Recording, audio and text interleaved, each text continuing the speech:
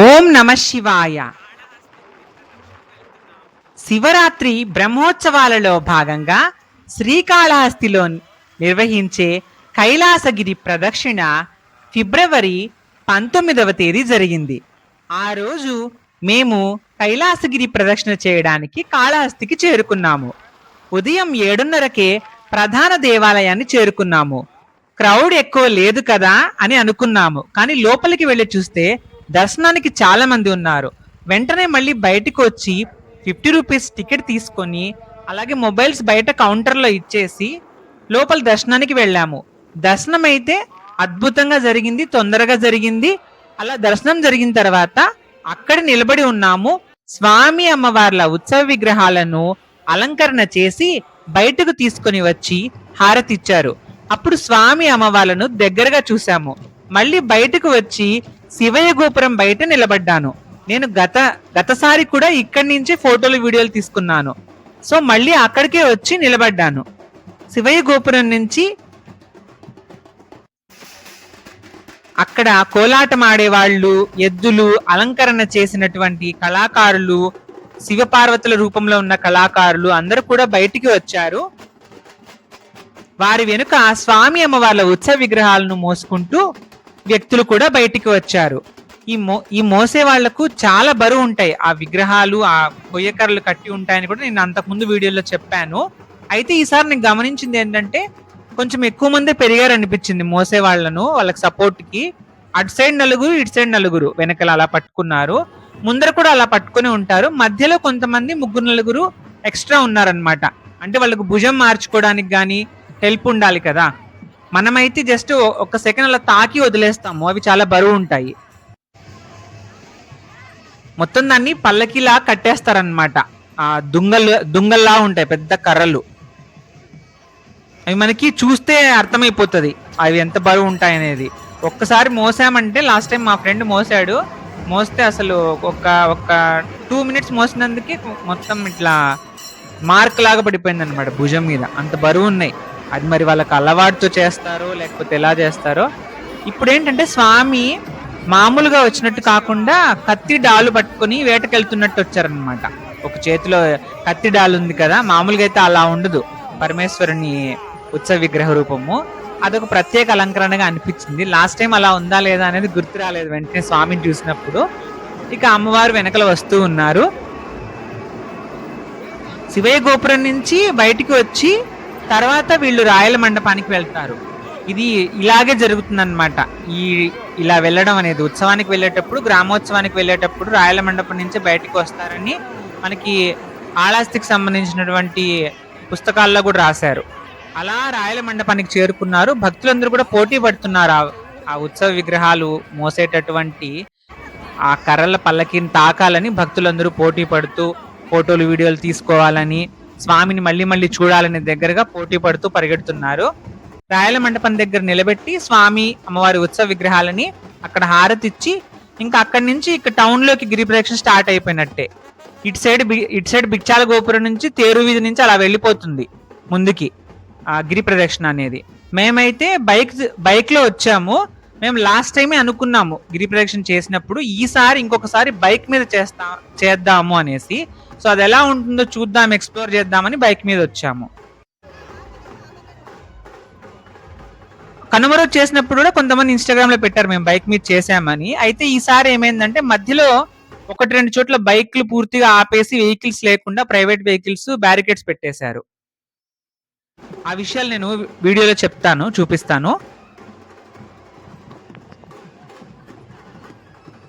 ఇలా రాయల మండపం నుంచి స్వామి అమ్మవార్ల ఉత్సవ విగ్రహాలు పల్లకీలో బయటికి వచ్చాక మనకి రూట్ మ్యాప్ లో ఇచ్చింది. నేను రూట్ మ్యాప్ కూడా వీడియోలో ఇస్తాను. అఫీషియల్ గా వాళ్ళు అక్కడ పాంప్లెట్స్ లో కావచ్చు లేకపోతే పోస్టర్స్ లో ఏవైతే పెట్టారో, బీకే రెడ్డి మండపము, కైకలవారి పెళ్లి మండపము, బేరివారి మండపము, ఈ 3 మండపాలు మనకి తేరు వీధి నుంచి దాటుకుని వస్తాయన్నమాట. ఇవి మెయిన్ టౌన్ లో ఉండే మండపాలు. ఈ మండపాలు చూసుకునే వెళ్తారు స్వామి బయటికి ఊర్లోకి గిరి ప్రదక్షిణకి కొండ చుట్టూ. ఇవి దాటిన తర్వాత ఆల్మోస్ట్ ఇంకా శివ మండపము అనియూరు మండపం అని ఒకటి ఉంది. మండపం పేరు. దాని తర్వాత మనకి మిడ్ పాయింట్ వస్తుంది గిరి ప్రదక్షిణకి. అక్కడికి 10.5 కిలోమీటర్స్ అయిపోతుంది. మొత్తం గిరి ప్రదక్షిణ అఫీషియల్ గా ఇచ్చిన డిస్టెన్స్ 21.5 కిలోమీటర్స్. అందులో 10.5 కిలోమీటర్స్ మిడ్ పాయింట్ ఇచ్చిన ముందే మనకి మండపాలన్నీ అయిపోతాయి అన్నమాట. మెయిన్ మండపాలు వాళ్ళు ఇచ్చినవి. అలా గిరి ప్రదక్షిణ ప్రారంభమైతే అయ్యింది. మేమైతే బైక్ మీద వెళ్ళాలనుకున్నాం కదా, ఇలా స్వామి అమ్మవారిని దర్శనం చేసుకొని మళ్ళీ పార్కింగ్ లో ఉన్న బైక్ ని తీసుకొని ఆ ఉత్సవ విగ్రహాలు వెంట కాకుండా ఖాళీగా ఉన్న రోడ్ నుంచి ముందుకు వెళ్ళాము. ఇక్కడ మనకు కనిపిస్తుంది కదా, ఒక రాజదండం లాంటిది పట్టుకొని ముందు నడుస్తూ ఉంటారన్నమాట. వాళ్ళు స్వామి వెంటే నడుస్తారు. 2024లో గమనించాము ఇది.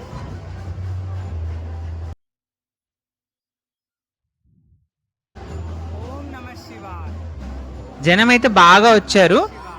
నేను ఇన్స్టాగ్రామ్ పేజెస్ వాళ్ళని కూడా అడిగాను 7కి స్టార్ట్ అవుతుందా 8కి స్టార్ట్ అవుతుందా అని.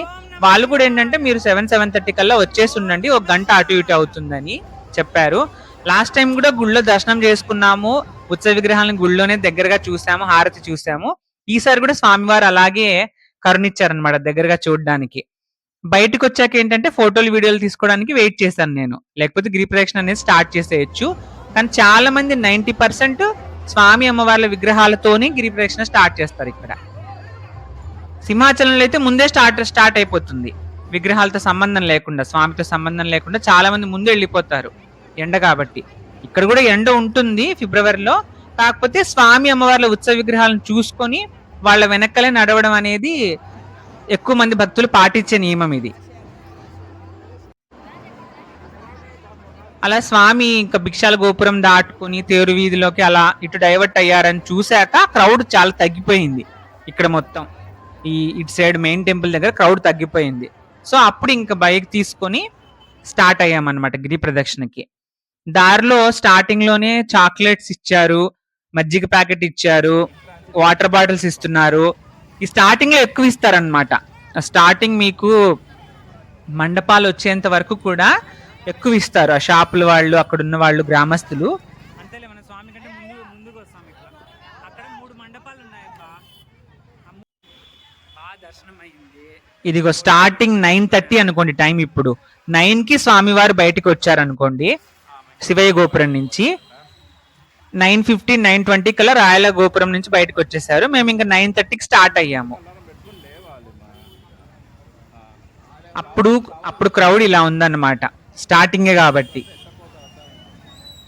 తర్వాత మేము క్రౌడ్ వెనకలే వెళ్ళలేదు, బయటికి వెళ్ళేసి వైష్ణవ కోనేరు అని ఉంది.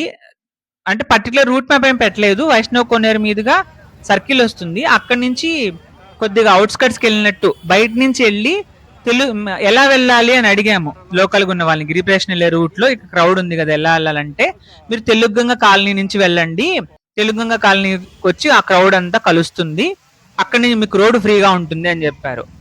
అలా ఇలా ఈ రోడ్లో వెళ్ళడం కష్టంగా ఉందని ఇలా వెళ్ళిపోయి ముందుకు వెళ్ళిపోయి డైవర్ట్ అయిపోయి అక్కడ నుంచి తెలుగుగంగ కాలనీ నుంచి వెళ్ళాము. అయితే ఈ పాలక మండలి సభ్యులో మరి ఎవరో కానీ వెహికల్స్ లో అయితే కొద్ది దూరం అయితే వచ్చారు. అంటే వాళ్ళు ఏవైతే స్టాల్స్ ఏర్పాటు చేస్తుంటారో భక్తులకు ఇవ్వడానికి, వాటి కోసం విజిట్ చేసినట్టు కావచ్చు, వాళ్ళైతే ముందు వెళ్తూ ఉన్నారు. దానివల్ల ఏంటంటే కొంచెం స్లోగా వెళ్ళామన్నమాట బైక్ అనేది. మధ్య మధ్యలో ఆగాల్సి వచ్చింది, క్రౌడ్ ఉంది కాబట్టి.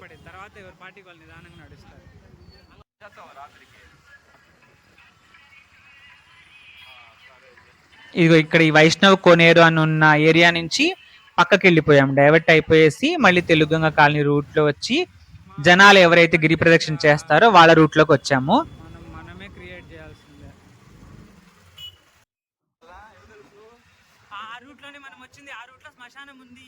ఇక నేను శ్రీకాళహస్తి గిరి ప్రదక్షిణ గురించి 2-3 వీడియోల్లో చెప్పాను. ఆల్రెడీ చాలా మంది చూసే ఉంటారు ఈ ఛానల్లో, అలాగే గిరి ప్రదక్షిణ గురించి కూడా విని ఉంటారు. ఇప్పుడు ఎక్కువ మీడియాలో కూడా వచ్చింది కదా. సంవత్సరానికి 2 సార్లు స్వామి అమ్మవార్ల ఉత్సవ విగ్రహాలతో కలిసి జరుగుతుంది అనమాట గిరి ప్రదక్షిణ. ప్రతి పౌర్ణమికి చేసే వాళ్ళు ఉంటారా అని క్వశ్చన్స్ అడుగుతున్నారు. ఉంటారు, కాకపోతే కరెక్ట్ గా తెలియదు నాకు, ఎందుకంటే నేను ఎప్పుడు ప్రతి పౌర్ణమికి వెళ్ళి చేయలేదు. సో నేను దాని గురించి పర్టికులర్ గా చెప్పలేను. కానీ సంవత్సరానికి 2 సార్లు అయితే సంక్రాంతి తర్వాత వచ్చే కనుమ రోజు స్వామివారు తన వివాహ ఆహ్వానాల్ని అందరికి అందజేయడానికి కొండ చుట్టూ ఉన్నటువంటి గ్రామస్తులకు, ఋషులకు, దేవతలకు ఉంటారని నమ్మకం కదా. దేవతలు ఋషులు కూడా ఇక్కడ అదృశ్య రూపాల్లో వాళ్ళందరినీ పిలవడానికి వస్తారు స్వామి అమ్మవార్లు జంటగా. తర్వాత మళ్ళీ నవదంపతులుగా శివరాత్రి బ్రహ్మోత్సవాల్లో కళ్యాణం జరుగుతుంది కదా, ఆ కళ్యాణం జరిగిన తరువాత కైలాసగిరి ప్రదక్షిణ ఆ కొండ చుట్టూ మళ్ళీ తిరుగుతారనమాట. స్వామి అమ్మవార్లు అందరికి దర్శనం ఇస్తారు. ఇలా దారిలో అయితే ఫుడ్ ఐటమ్స్ బాగా పెట్టారు. లడ్డు, మైసూర్ పాకు, కేసరి, వాటితో పాటు మనకి వెజిటబుల్ పులావ్ ఎక్కువ మంది పెట్టారు. వెజిటబుల్ పులావ్, లెమన్ రైస్, దద్దోజనము. మేము ఇక్కడికి వచ్చాక ఆల్మోస్ట్ అప్పటికే 2-3 సార్లు టేస్ట్ చేస్తున్నాం, ప్రసాదాలు తీసుకొని ఉన్నాము. అయితే ఫుల్ గా మీల్స్ అనేది ఇంకా చేయలేదన్నమాట. ఎందుకంటే మార్నింగే కదా 9:30, 10 ఆ టైంకి, కాబట్టి మధ్యలో కూడా ఎండ కొద్దిగా సహకరిస్తుంది, తగ్గి మళ్ళీ పెరుగుతుంది అనమాట. ఈ పనసకోన అనే ఏరియా దాటిన తర్వాత మనకి రైట్ సైడ్ కి హరిహర తీర్థము అని వస్తుంది. లాస్ట్ టైం కూడా గమనించాము, కొద్ది దూరం లోపలికి వెళ్ళి నడవలేక రాళ్ళు ఎక్కువ ఉన్నాయని వెనక్కి వచ్చాం లేట్ అవుతుందని. అయితే ఈసారి మట్టి రోడ్డు కనిపించింది, బాగా జనాలు కూడా ఎక్కువ వెళ్తున్నారు బైక్లు వేసుకొని. సో మేము లోపలికి వెళ్ళామన్నమాట. ఇది లాస్ట్ టైం మిస్ అయింది కదా, ఈసారి దర్శనం చేసుకుందాము అని.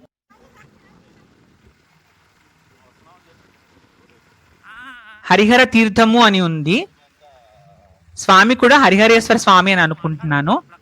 ఇక్కడ ఏంటంటే స్వామివారి లింగ స్వరూపంగా స్వామివారు ఉంటారు. పక్కన సేమ్ మనకు జ్ఞాన ప్రసూనాంబిక అమ్మవారి లాగే, బాల జ్ఞాన ప్రసూనాంబిక అమ్మవారి లాగా ఇంకో విగ్రహం సపరేట్ ఉంటుంది అనమాట. 2 చిన్న టెంపుల్స్ లాగా ఉంటాయి, ఒక 10 స్టెప్స్ అలా ఉంటాయి. అయితే ఇక్కడ కూడా మనకి డ్రింకింగ్ వాటర్ ప్రొవైడ్ చేస్తున్నారు. అంతకు ముందు వచ్చినప్పుడు ఏంటంటే బయటకే వాటర్ ఎక్కువ కనిపించేవి, పైనుంచి వాటర్ ఫాల్స్ లాగా. ఇప్పుడైతే తక్కువ ఉన్నాయన్నమాట వాటర్. అక్కడ ఉన్న చిన్న పాండ్ లాగా ఉంది, సరస్సు లాగా, అందులో దిగి కాళ్ళు కడుక్కుందాం అనుకున్నా కానీ ఎక్కువ పాచి ఉంది, మళ్ళీ ఎక్కడైనా పడితే ఇబ్బంది ఎందుకని అంత ట్రై చేయలేదు, రిస్క్ అని. ఇది హరిహర తీర్థము, అక్కడ ఉన్నటువంటి టెంపుల్. ఇక్కడ స్వామివారిని అమ్మవారిని దర్శనం చేసుకున్నాము.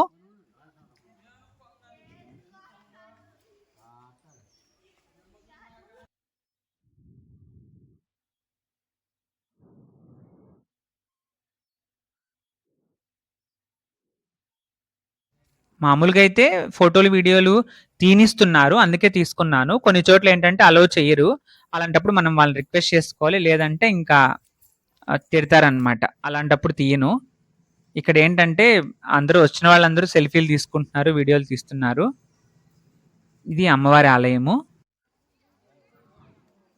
పచ్చని చెట్లు, చాలా బాగుంటుంది. అసలు రైనీ సీజన్ లో అయితే ఇంకా చాలా బాగుంటుంది అనిపిస్తుంది. వాటర్ కనుక వస్తూ ఉంటే, పైనుంచి వాటర్ పడుతూ ఉంటే, ఆ పక్కన కూడా వాటర్ మనకి వంక పోతోంది అని మనకు కనిపిస్తుంది అనమాట. రాళ్ల మధ్యలో ఆ నీళ్ల చప్పుడు అనేది కొద్ది కొద్దిగా వినిపిస్తూ ఉంది.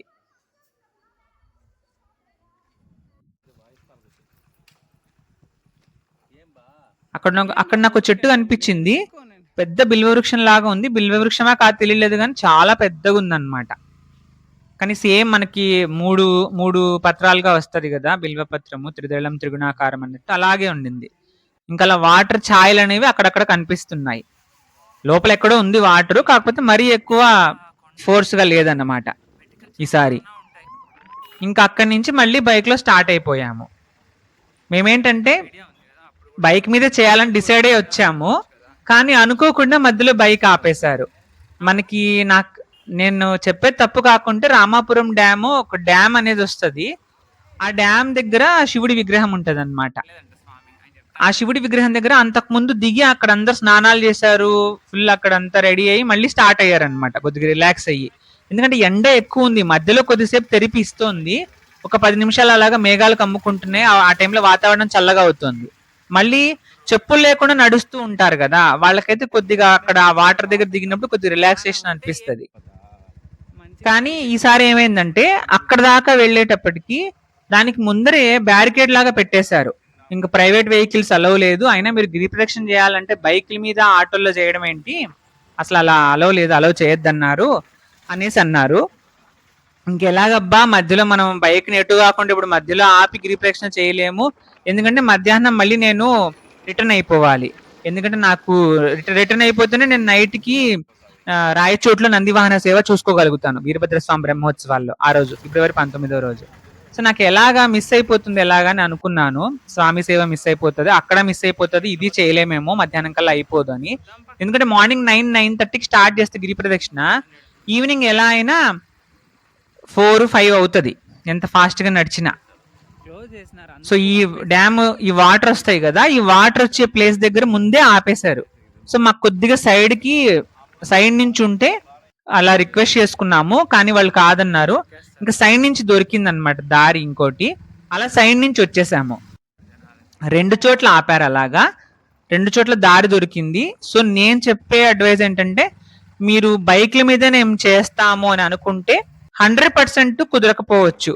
అంటే వాళ్ళు గమనిస్తే మళ్ళీ తిడతారు కదా పోలీస్ వాళ్ళు. అలో లేదని పేపర్లో కూడా వచ్చిందట, తర్వాత నేను చూశాను. నేనైతే వీడియోలో బైక్ మీద చేయొచ్చు అని చెప్పాను, కానీ అది ముందు రోజు పేపర్లోనో ఆ రోజు పేపర్లోనో వచ్చినట్టుంది.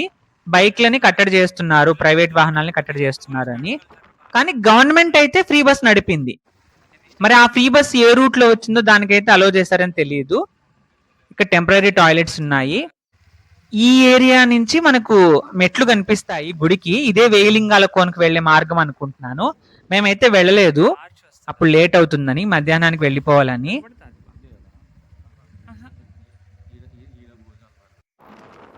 అక్కడికి ఇంకా లింగేశ్వర స్వామి గుడి ఉంటుంది పైన మెట్లెక్కి వెళ్తే. అదంతా మీకు చాలా టైం పడుతుంది, కొద్దిగా దానికి ప్లాన్ చేసుకుని వెళ్ళండి సపరేట్ గా. అక్కడికి దాకా గిరి ప్రదక్షిణకి వచ్చారంటే మీరు దాదాపు 13.7 కిలోమీటర్లు వచ్చినట్టే. ఆ తర్వాత మనకి కాళహస్తి గుడి నుంచి మెయిన్ టెంపుల్ నుంచి 16.4 కిలోమీటర్లు ఇచ్చారు డిస్టెన్స్ మనకి ఇచ్చిన దాంట్లో. దక్షిణ కాళికాదేవి టెంపుల్, ఈమెని ఆనంద భైరవి అమ్మవారు అని కూడా అంటారు. ఇక్కడ అమ్మవారు ఒక విచిత్రమైన రూపంతో ఉంటారనమాట. దీని గురించి మాకు లాస్ట్ టైం కలిసిన భక్తురాలు కూడా ఆమె చెప్పారు కథ. ఆ స్వామి కోసం ఎదురు చూస్తూ అమ్మవారు గర్భవతిగా ఉంటుందంట. ఆ టైంలో స్వామి ఎక్కడో కొండ మీద ఉంటారో ఏదో చెప్పింది ఆమె కథ, నాకు క్లియర్ గా తెలియదు.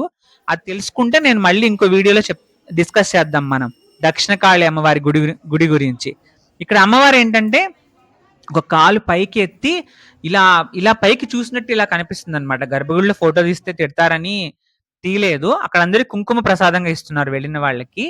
ఇది కాళహస్తి గిరి ప్రదక్షిణకి వెళ్ళిన వాళ్ళు కంపల్సరీ, అంటే వేలింగాలు కొని వెళ్లే వాళ్ళు వెళ్తారు, కానీ పైకి ఎక్కి దిగాలి కాబట్టి అది మిస్ చేసుకున్న వాళ్ళైనా సరే దక్షిణ కాళిక అమ్మవారు ఇలా ఉంటారనమాట. లోపల కూడా సేమ్ విగ్రహం. ఈ దక్షిణ కాళికాదేవి ఆనంద భైరవి గుడిని అయితే దర్శించుకుంటారు కాళహస్తి గిరి ప్రదక్షిణకి వచ్చిన వాళ్ళు. యాక్చువల్ గా ఇక్కడ భోజనాలు కూడా పెట్టారు లాస్ట్ టైం. అప్పుడు మేమేంటంటే వచ్చిన టైము ఆఫ్టర్నూన్ టైం కదా, ఇంకా ఇప్పుడు మార్నింగ్ రెడీ చేస్తున్నారు అనమాట. మేము బైక్ మీద కాబట్టి తొందరగా వెళ్ళిపోతున్నాం. ఇంకా ఎవరు గిరి ప్రదక్షిణకి వచ్చిన వాళ్ళు నడుచుకుంటూ ఇంత దూరం రాలేదు. బైక్ మీద కాబట్టి హార్డ్లీ మాకు 2 hours పట్టింది. 9:30కి స్టార్ట్ చేసాం, 11:30కి మళ్ళీ మెయిన్ టెంపుల్ దగ్గరికి వెళ్ళిపోయాము. కానీ నెక్స్ట్ టైం మీరు బైక్ మీద వెళ్ళాలి అనుకుంటే కొంచెం పోలీస్ వాళ్ళు అలో చేయరేమో, అది ఒకసారి కనుక్కోండి న్యూస్ ను బట్టి. ఇది వచ్చి వేడాం గ్రామం, కాళహస్తి కిందికే వస్తుంది మండలము. వేడాం గ్రామ పంచాయతీలో ఉంటుంది ఈ అమ్మవారి గుడి. అక్కడక్కడ టెంపరీ టాయిలెట్స్ అనేవి కనిపిస్తున్నాయి, కాకపోతే తక్కువ నెంబర్స్ అనేవి తక్కువ.